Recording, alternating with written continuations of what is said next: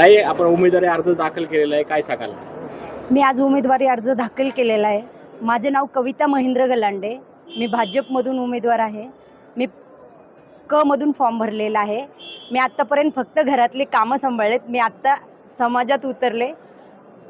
खूप वर्षानंतर भारतीय जनता पार्टीनं तुम्हाला उमेदवारी दिलेली आहे. येस, त्याबद्दल काय सांगाल?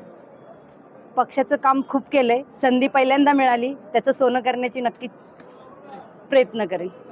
थँक्यू. अनुभवी नगरसेवक होते तरी आपल्याला उमेदवारी मिळालेली आहे. नशीब माझं.